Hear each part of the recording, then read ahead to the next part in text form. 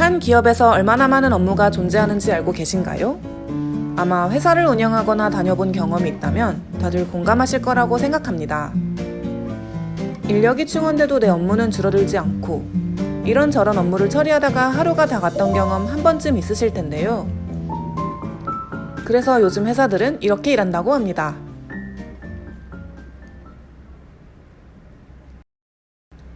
많은 기업들이 대다수의 시간을 반복적인 업무에 할애합니다. 특히 인사, IT, 재무, 격리, 총무 같은 지원 부문은 기업 안에서 사업 단위별로 가지고 있는 경우가 많죠. 이렇게 동일한 서비스가 다단계의 통제 프로세스를 거친다면 비용 구조는 높아질 수밖에 없습니다. 농산물도 시골 농장보다 마트에서 사 먹을 때가 훨씬 비싸잖아요? 농장에서 재배되고 우리 집에 오기까지 여러 유통 단계를 거치면서 가격이 점점 올라가는 것입니다. 회사도 마찬가지입니다. 공동 업무를 분산시켜 진행한다면 그만큼 많은 일손이 필요할 테고 여러모로 비용이 더 들어갈 수밖에 없습니다.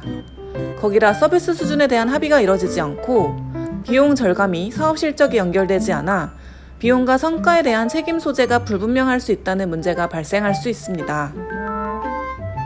이렇게 기존 지원부서는 항상 원가 절감의 압력에 직면해 있었는데요. 많은 기업들이 원가를 절감하면서 서비스 품질을 향상시키기 위해 노력했지만 아시다시피 원가 절감과 서비스 품질 향상이라는 두 가지 가치는 상충할 수밖에 없습니다. 즉, 원가를 절감하면 서비스 품질은 떨어지기 마련이죠. 지원 부문의 가장 큰 문제점인 높은 비용을 해결하면서도 서비스 품질을 유지할 수 있는 최선의 방안을 찾아 나서는데요. 그것이 바로 오늘의 주인공 쉐어드 서비스입니다. 글로벌 경영 컨설팅사 프라이스워터하우스쿠퍼스는 쉐어드 서비스를 외부 고객 만족과 회사 가치 향상을 목표로 회사 전체에 선재되어 있는 반복적인 활동을 집결하는 것이라고 정의합니다. 다시 말해서 쉐어드 서비스는 사업부가 핵심 업무에 집중할 수 있도록 지원 부문을 전략적 파트너로 동참시킨다는 의미입니다.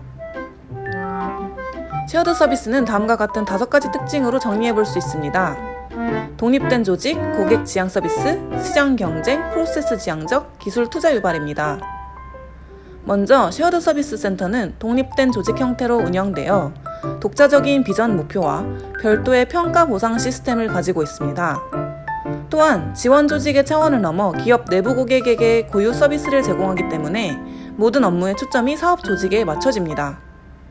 지원 기능 담당자들은 기능 수행자에서 쉐어드 서비스의 등장으로 서비스 제공자로서 역할이 바뀌었고 그들은 고객의 니즈를 지속적으로 파악하여 그에 적합한 서비스를 제공할 수 있습니다.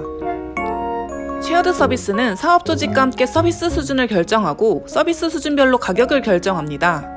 그리고 프로세스 안에 특정 활동에 초점을 맞추죠. 서비스 혁신을 위한 기술 투자를 유도하여 고객의 만족도를 높이기도 합니다.